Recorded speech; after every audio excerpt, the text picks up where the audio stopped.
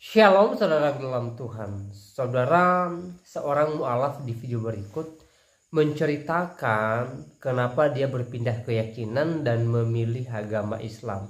Sebenarnya saya tidak mau menanggapi beliau, tetapi setelah saya dengarkan cerita beliau, saya merasa perlu menanggapi beliau. Setidaknya ada 2 poin yang perlu saya tanggapin.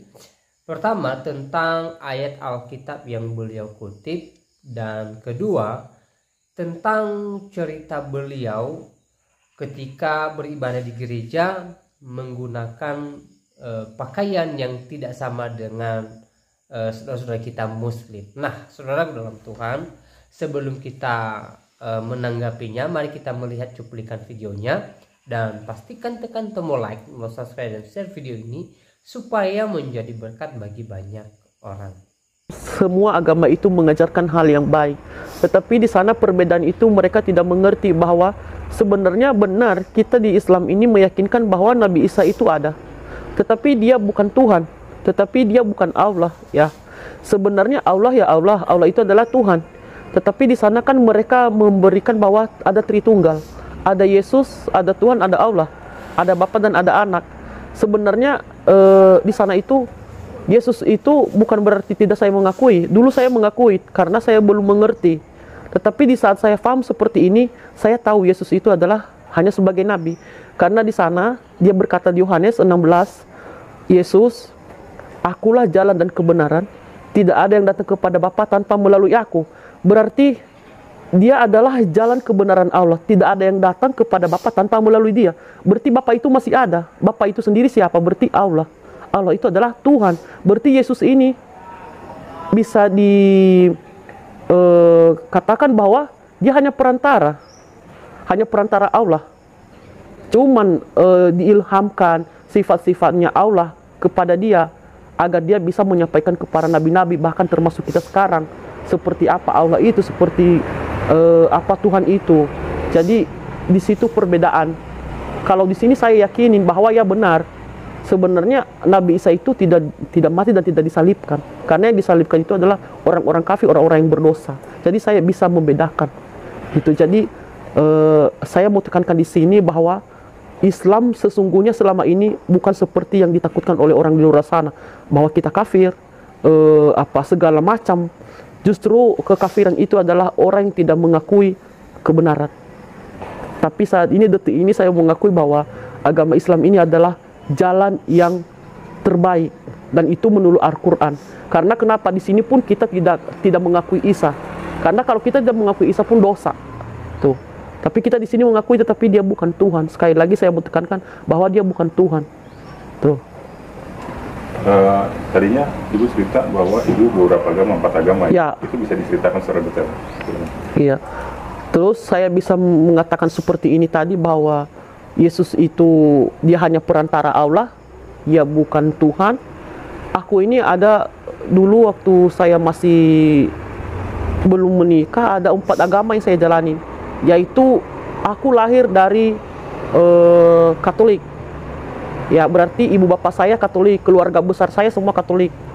Nah, di saat saya menikah, agama bapaknya anak aku yaitu Protestan. Setelah kita hijrah ke Jakarta ini, kami pindah keyakinan lagi jadi karismatik. Dari situ saya memulai bahwa aku rindu sendiri ingin jadi Islam. Udah mulai belajar pakai kerudung, bahkan di dalam gereja pun mungkin banyak yang biasanya kalau setiap saya doa di dalam gereja, saya selalu sujud. Beda dengan yang lain. Disinilah saya baru mengerti bahwa ternyata ini sebenarnya hijrahku, ini sebenarnya agamaku ini yang sesungguhnya, dan ini adalah jalan yang benar. Karena saya hanya selalu berdoa, ya Allah, aku ingin mau ibadah tapi menutup auratku tanpa tahu siapapun. Karena maaf, aku sekali lagi minta maaf, dulu di tempat yang lama, aku kalau ibadah tidak sengaja mengumbar aurat. Ya, tidak sengaja mengumbar aurat, tetapi pakaiannya aku tidak sesuai dengan hati nuraniku dan tidak sesuai dengan dalam kitabku. Karena kita tidak seperti itu mengajarkannya, tapi kenapa dibebaskan seperti itu gitu loh. Akhirnya saya mau masuk pun kan nggak bisa. Akhirnya saya bilang, ya Allah, jangan sampai saya tersesat. Di mana jalanmu ya Allah? Di mana jalanmu? Di manakah jalanmu? Akhirnya ya terjadilah seperti yang tadi. Allah menuntut saya sendiri nih, tanpa siapapun. Makanya saya bilang, kalau saya mencintai manusia ada alasan, mencintai Allah tidak ada alasan. Dan ini saksi hidupnya aku. Begitu banyak kejadian-kejadian yang saya alami di dalam kehidupanku, kesendirianku seperti ini. Jadi hari-hariku sekarang adalah ngaji, setelah itu pulang ya usaha, ngaji ya usaha. Bahkan mungkin orang berpikir selama ini aku punya dukun lah atau apa, tapi enggak. Aku hanya selalu bilang, kalau orang mengatakan aku, saya bilang Allahu Akbar, Allah Maha Besar. Enggak ada yang mustahil bagi Allah, dan saya tidak takut itu. Banyak hal tentang ya Tuhan, videonya kita Nabi sudah simak cuplikan video seorang mualaf menceritakan kenapa dia berpindah keyakinan. Dan seperti yang saya bilang di awal, bahwa sebenarnya saya tidak mau menanggapi mualaf ini, tetapi setelah saya dengar cerita beliau, saya tergerak menanggapi setidaknya ada 2 poin di video tadi. Ya, pertama ketika dia mengutip ayat Alkitab di dalam Injil Yohanes pasal 14 ayat 6, dan beliau menjelaskan bahwa Yesus bukan Tuhan, Yesus hanya jalan menuju Bapa. Jadi seakan-akan memberikan kesan bahwa Yesus ini hanya seorang nabi atau seorang jalan menuju surga gitu loh. Nah, di sini seorang mualaf di video tadi gagal memahami ayat Alkitab ini gitu loh. Ya. Sebenarnya kalau kita baca benar-benar, ya, kalau kita meneliti ayat ini dengan benar, sebenarnya kita bisa mengerti bahwa Yesus itu adalah Tuhan. Apalagi kalau kita melihat ayat-ayat selanjutnya dan juga ayat sebelumnya. Saya bacakan Injil Yohanes pasal 14 ayat 6. Kata Yesus kepadanya, "Akulah jalan dan kebenaran dan hidup. Tidak ada seorang pun yang datang kepada Bapa kalau tidak melalui Aku." Nah, di sini sebenarnya kita sudah bisa mengerti bahwa Yesus mengatakan bahwa dia adalah jalan, ya. Jalan apa? Jalan menuju surga. Kebenaran di atas kebenaran. Jadi segala kebenaran di muka bumi ini, ya, tidak lebih benar daripada Yesus, tetapi kebenaran yang sesungguhnya adalah Yesus Kristus. Dan Yesus juga mengatakan bahwa dia adalah hidup. Kalau kita melihat kata ini atau kalimat ini, maka kita bisa mengerti bahwa Yesus adalah Tuhan. Kenapa? Yesus mengatakan dia hidup, berarti dia adalah pemberi hidup. Dia sumber kehidupan. Kalau kemudian Yesus berani mengatakan bahwa dia adalah hidup, dia sumber kehidupan, pertanyaannya, siapa Yesus sampai dia berani mengatakan kalimat ini? Maka di sini Yesus menunjukkan dirinya sebagai Tuhan. Ya, secara langsung dia mengatakan bahwa dia adalah Tuhan yang memberi hidup, karena hanya Tuhan sumber kehidupan, baik kehidupan dunia ini, terlebih kehidupan di dalam kerajaan sorga kelak. Ya, jadi ayat ini saja kalau kita baca dengan teliti, maka kita bisa mengerti bahwa Yesus adalah Tuhan. Ya, berbeda dengan apa yang disampaikan oleh seorang mualaf tadi, mengatakan bahwa Yesus adalah jalan menuju Bapa. Nah, memang Yesus mengatakan bahwa tidak ada seorang pun yang datang kepada Bapa kalau tidak melalui Aku. Tapi kita harus perhatikan ayat selanjutnya. Ya, ayat ke-7 dari Injil Yohanes pasal 14 ini mengatakan demikian. "Sekiranya kamu mengenal Aku, pasti kamu juga mengenal Bapakku. Sekarang ini kamu mengenal Dia dan kamu telah melihat Dia." Nah, Yesus mengatakan kepada murid-muridnya bahwa murid-muridnya telah melihat Bapa. Ya, sementara yang dilihat oleh murid-muridnya adalah Yesus, bukan Bapa gitu loh. Jadi ini membuat murid Yesus bertanya, kok bisa ya kami sudah melihat Bapa sementara kami hanya melihat kamu loh Yesus. Nah, di ayat ke-8 Filipus bertanya, kata Filipus kepadanya, Tuhan, tunjukkanlah Bapa itu kepada kami, itu sudah cukup bagi kami. Ya, Filipus semakin penasaran dan berkata kepada Yesus, Tuhan, ya Yesus, tunjukkan Bapa itu kepada kami. Kenapa kamu berkata bahwa kami telah melihat Bapa sementara kami belum melihat Bapa loh? Kami hanya melihat kamu loh Yesus. Jadi sekarang tunjukkan Bapa itu kepada kami. Maka Yesus menjawab Filipus di ayat ke-9 berikut. Kata Yesus kepadanya, telah sekian lama aku bersama-sama kamu Filipus, namun engkau tidak mengenal aku. Barang siapa telah melihat aku, ia telah melihat Bapa. Bagaimana engkau berkata, tunjukkanlah Bapa itu kepada kami? Tidak percayakah engkau bahwa aku dalam Bapa dan Bapa dalam aku? Apa yang aku katakan kepadamu, tidak aku katakan dari diriku sendiri, tetapi Bapa yang diam di dalam aku, dialah yang melakukan pekerjaannya. Ya, Yesus di sini menegaskan bahwa Dia adalah Allah itu sendiri. Dia dan Bapa adalah satu. Yesus menunjukkan atau menyatakan kesetaraannya dengan Allah Bapa. Ya, secara tidak langsung Yesus mengatakan kepada murid-muridnya bahwa Dia atau derajatnya Yesus itu setara dengan Allah Bapa. Ya. Jadi alangkah baiknya kalau mualaf tadi ya melihat ayat ini tidak hanya satu ayat.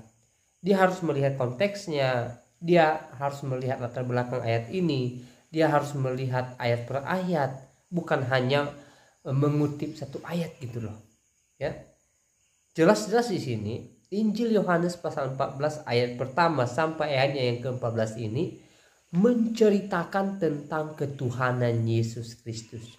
Jadi Yesus bukan hanya sekedar utusan, Yesus bukan hanya sekedar jalan menuju Bapa atau menuju surga, tetapi Yesus adalah Tuhan itu sendiri, sumber kehidupan, dan Dia adalah pemilik surga. Bagaimana kita tahu bahwa Yesus pemilik surga? Itu dikisahkan di dalam ayat pertama dan selanjutnya. Yesus mengatakan kepada murid-muridnya, janganlah gelisah hatimu, percayalah kepada Allah, percayalah juga kepadaku. Di rumah Bapakku banyak tempat tinggal. Jika tidak demikian, tentu aku mengatakannya kepadamu, sebab aku pergi ke situ untuk menyediakan tempat bagimu. Dan apabila aku telah pergi ke situ dan telah menyediakan tempat bagimu, aku akan datang kembali dan membawa kamu ke tempatku, supaya di tempat di mana aku berada, kamu pun berada. Nah, di sini Yesus mengatakan bahwa saya menyediakan tempat bagimu. Saya pergi menyediakan surga bagimu. Dan kelak saya akan membawa kamu ke tempat di mana saya berada gitu loh. Ya. Jadi Yesus ini pemilik surga gitu loh. Dia yang mempunyai kerajaan surga. Lalu kita bertanya, siapa sih Yesus? Sampai dia berani berkata bahwa surga itu miliknya dia. Karena hanya Allah yang mempunyai kerajaan surga. Berarti Yesus di sini sedang menunjukkan dirinya sebagai Allah yang mempunyai kerajaan surga, pemilik daripada surga. Di sini kita bisa mengerti bahwa Yesus adalah Tuhan itu sendiri. Nah, saudara dalam Tuhan, itu poin pertama yang mau saya tanggapin dari video atau dari cerita mualaf tadi. Dan poin berikutnya ketika dia menceritakan bahwa dulunya ketika dia bergereja itu ya bajunya terbuka atau tidak tutup aurat ya. Saya tidak tahu maksudnya seperti apa. Mungkin saudara paham maksud perempuan ini. Mungkin yang dia maksud itu ya harusnya kita beribadah seperti saudara kita muslim yang mengenakan hijab ya, menutup semua bagian badannya gitu loh. Nah, untuk menanggapi hal ini, saya mau katakan bahwa di dalam kekristenan itu tidak diharuskan menggunakan pakaian yang serba tertutup gitu loh, misalnya hijab atau yang lainnya, tetapi menggunakan baju yang sopan gitu loh. Karena yang terpenting itu bukan soal pakaiannya, ya. Tuhan tidak melihat kita, atau Tuhan tidak membawa kita ke surga karena pakaian kita, tidak, tetapi karena hati kita yang tertuju kepada Tuhan gitulah. Ya, tentu orang Kristen yang beribadah itu ya diwajibkan untuk menggunakan pakaian yang rapi, yang sopan, ya, yang enak dipandang gitu loh. Ya. Jadi kalau dia mengatakan bahwa dulu dia beribadah itu dengan pakaian yang terbuka auratnya, ya silahkan saja. Tetapi saya mau tegaskan bahwa di dalam kekristenan, ya, soal berpakaian itu tidak menjadi persoalan. Yang penting rapih dan sopan gitu loh. Ya, karena yang terpenting adalah bukan soal pakaian, bukan soal makanan, bukan soal apa yang kita gunakan secara jasmaniah, tetapi rohani kita. Ya, bagaimana kita membangun hubungan yang spesial dengan Tuhan, ya, dalam beribadah dan dalam kehidupan kita, dalam keseharian kita. Nah, saudara Tuhan, semoga penjelasan singkat ini memberkati kita dan Tuhan Yesus memberkati kita semua. Shalom.